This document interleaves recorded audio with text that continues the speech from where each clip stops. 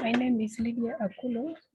I am a student Uganda Matters University, and I'm taking in a course project in educational measurement and evaluation. I am teaching at Chegero Senior Secondary School. I have 45 students, 30 of whom are boys and 15 are girls. 4 are physically disabled. My personal teaching philosophy, I am so ambitious, a strong woman, and I never give up. In my project, I looked at the general objectives and discussed below some of the general objectives that I looked at. As you can see, then in my section C, I also managed to look at the specific learner objectives. Under subtopic work, I have these following learning objectives with their portion time. Under subtopic 2, I looked at energy, where I have here energy with its apportion time. Subtopic 3, the specific objective that I looked at are also here with the time given. And subtopic 5, simple machine, I have the specific objectives and the apportion time for that particular period or the given week. In section D, where I look at my assessment, the formative assessment strategies, where I looked at the selective kind of response. I ask learners to give their ideas. I also looked at the objective type of response, where I give short questions and I expect learners to discuss among themselves and come up with general ideas. I also have some procedures of the objective kind of response that I have here. In this project, I also used question and answer approach, where I give questions, for example, like this kind of questions I have here. What is work? Then learners will respond accordingly. Discussion methods is also what I used and asked. Well, I use guided discovery method. In my assessment tools, in week 1, I have instruction objectives, time spent, percentage time, number of test items, and then lower level and higher level. Under lower level, I will test these ones, and then under higher level, I also test the whole of that. Now, in my week 1, I managed to come up with these objectives, and in these objectives here, you have here is the percentage time spent on each of the objectives, where I get the total time on an objective, and then I divide by, this is the time on each objective, so I get the time on each objective, divide by the total time of the whole of the weeks, then I multiply it times 100% to get the percentage time, and also the number of test items. Since I'm testing 20 items, I get the percentage time over the total time. I get this time over the total time times 20 items. Then I have it here. In week 2, I also tested under energy. Week 2, I tested the following specific objectives as we have here. This is the time spent on all of those objectives, and this is the number of the percentage time on each objective, and this is the number of test items that I have. And then under each of them, for example, here in week 2, under lower level, I set one multiple choice question, and then I set again another one multiple choice question, and then I set one short answer question under higher level. In week 3, I also have these objectives, the percentage time, and then the percentage time on specific objectives, and then number of test items, and then also the questions that I've set under the lower level and under the higher level. Week 4, I also have these following specific objectives.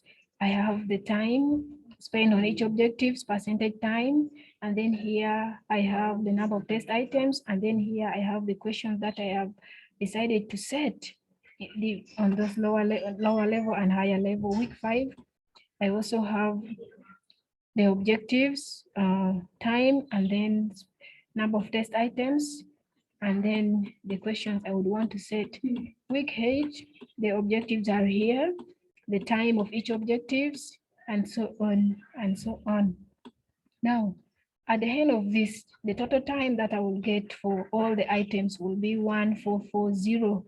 And then the percentage, I should add all the percentage and give me 100%.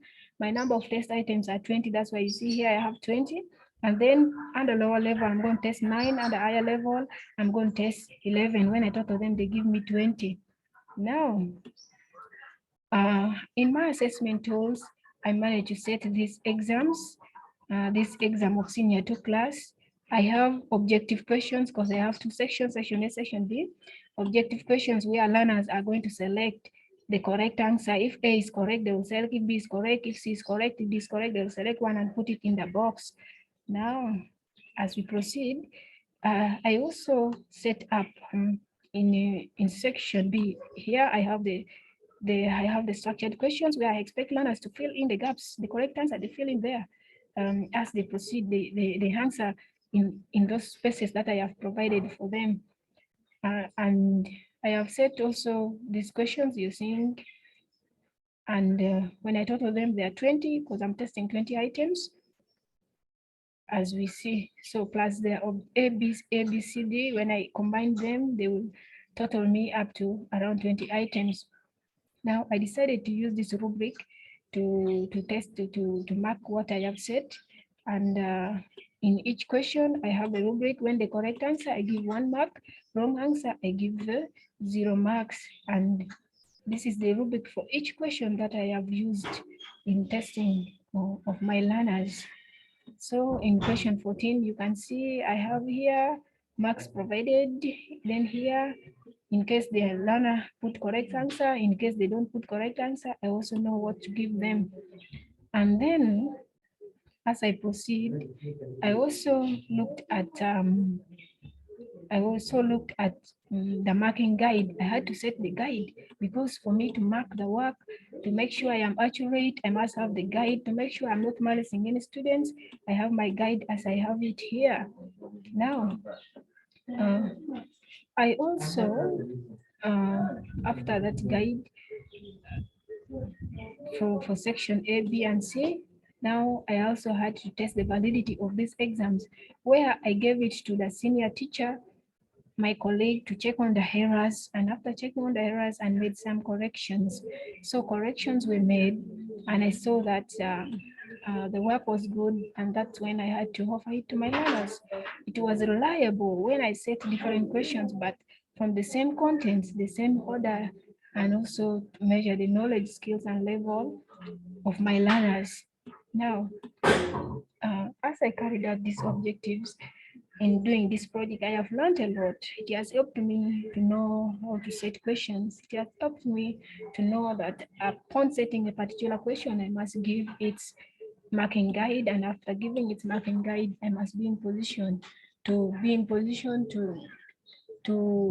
find out whether it has tested both the higher level and the lower level. To conclude, I have really learned a lot from this project, and I really think the idea of teaching up this project. I am so grateful, and I want to say thank you so much. Thank you so much.